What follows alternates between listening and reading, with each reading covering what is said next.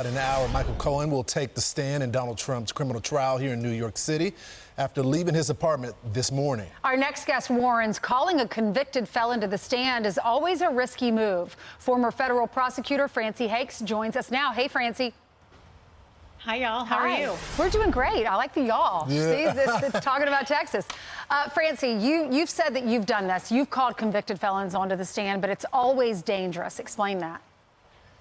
Well, it is always dangerous, Ainsley, and that's because convicted felons have very little credibility to the jury, especially depending on what it is they've been convicted of. And of course, Michael Cohen is literally a convicted liar. So it's a huge risk for the prosecution to put him on. Well, I say it's a huge risk. It would be a huge risk in pretty much any courtroom except New York City, where I have a feeling the jury is eager to hear anything negative about Donald Trump, no matter who is spewing lies about Trump. So, Francey, he's a complicated witness, not just because he lies, but also he was the attorney that was supposed to have given this legal advice. But when you talk to analysts, they say they had to bring him on the stand. Can you explain why, though? Why did he have to be a witness? Well, Lawrence, the reason he has to be a witness is because not a single one of the other 20-something witnesses they've called have given any evidence, one shred of evidence of a crime, much less that President Trump, sitting in the dock, has committed that crime. So Cohen, I think, is going to be the only one who actually testifies that Trump committed some crime. And I assume it's going to be this business records violation, and they're going to try to bootstrap in some sort of election campaign finance violation in it. But Cohen, I think, is going to be the only one who says it. And the jury really ought to look askance at everything he says, not just, like you say, Lawrence, because he was Trump's former lawyer, but because he's a convicted felon.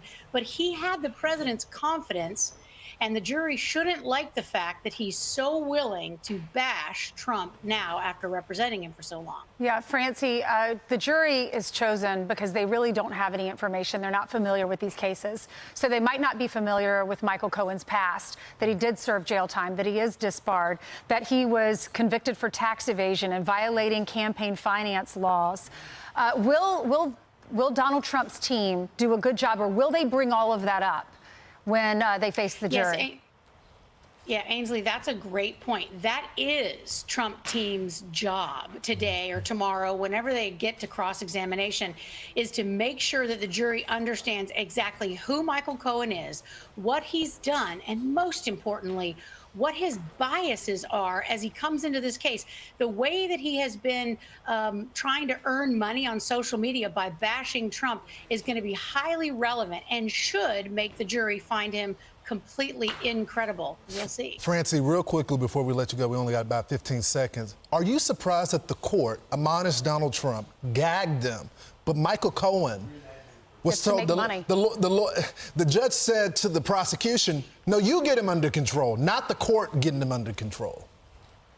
Well, it just shows that Judge Maran is not a neutral arbiter calling ball and strikes, because he certainly could have gagged Cohen or Stormy Daniels or anybody else he wanted to who's under subpoena, but instead he chose the defendant. Yeah, you have Cohen and you have Stormy Daniels, who don't like the president. She even said she hates the president in the courtroom, and both of them making money off of Donald Trump. Off his name. Francey, thank you so much. Thanks, y'all. I'm Steve Ducey. I'm Brian Kilmeade. And I'm Ainsley Earhardt. And click here to subscribe to the Fox News YouTube page to catch our hottest interviews and most compelling analysis.